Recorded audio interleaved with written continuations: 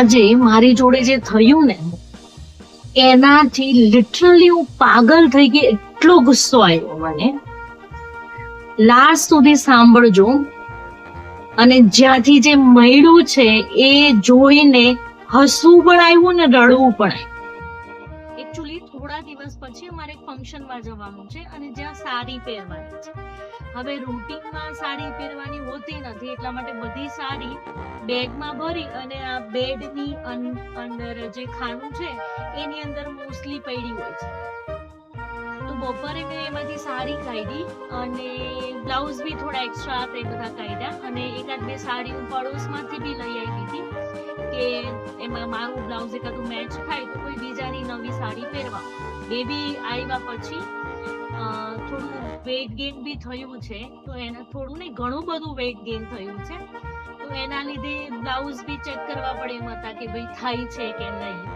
તો એ બધું બપોરે કાઢ્યું મેં બેડમાંથી અને પછી ટ્રાયલ ચાલુ થયું સાડીનું, પડોશની સાડી ને મારી ને બ્લાઉઝનું બધું જ કામ ને બધું ચાલતું હતું. અને ત્યાં ત્રિશિવભાઈ જે મારું 11 મહિનાનું બેબી છે એને ઊંઘ આવવા લાગી. 2 વાગી ગયા હતા એટલા માટે બટ ઓબ્વિયસ છે કે એને ઊંઘ આવવા માંડી. તો એને લઈ અને હું બધું સાઈડમાં રાખીને હું સૂઈ ગઈ. હવે મોસ્ટલી હું શું એટલે ચશ્મા બાજુમાં રાખું અને ફોન પેલી સાઈડ રાખી અને સૂઈ જાય.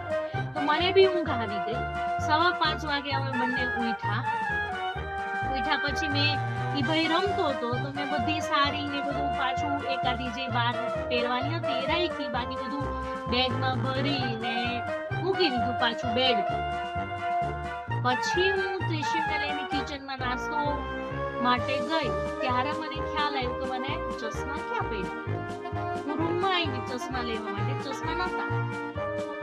પછી મને લાગ્યું કે સારું આ સાડી બધી મૂકી તો કદાચ એ બેગમાં જતા રહ્યા હશે. પાછો બેડ ખોલ્યો, બધી બેગ્સ કાઢી જેમાં સાડી મૂકી હતી એ અને બધું પાછું ખોલ્યું. સાઈડમાં જોયું બેડના કે કદાચ આ ખોલી એટલે ઉછાળ બધું આમ તેમ થઈ ગયો હોય તો એની આસપાસ ક્યાંક જતા રહ્યા હશે.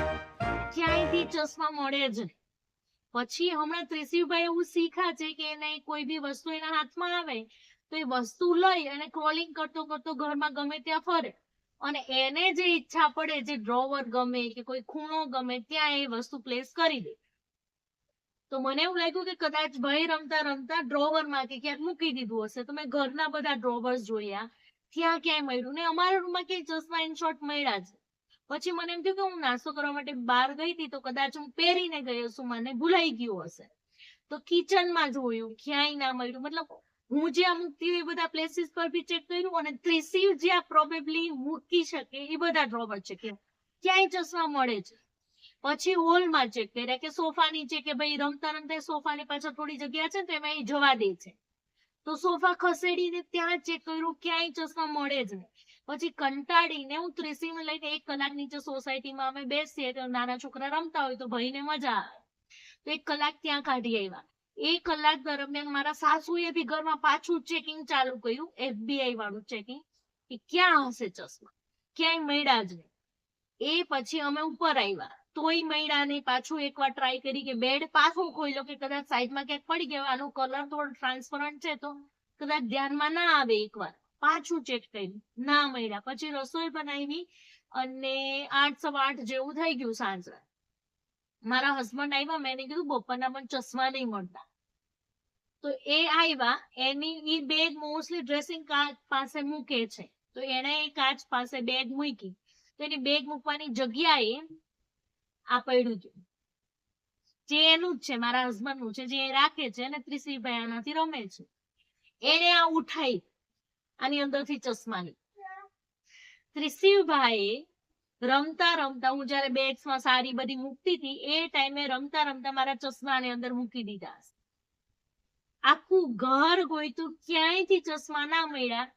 આમાં ચશ્મા હતા. આને બી મેં આડાવડું ચેક કર્યું, આની અંદર નહોતું જોયું પણ ચેક કર્યું, મતલબ આમ આડું ખસેડ્યું હોય તો એના ભેગા ચશ્મા જતા રહ્યા. ચશ્મા મળ્યા જ નહીં.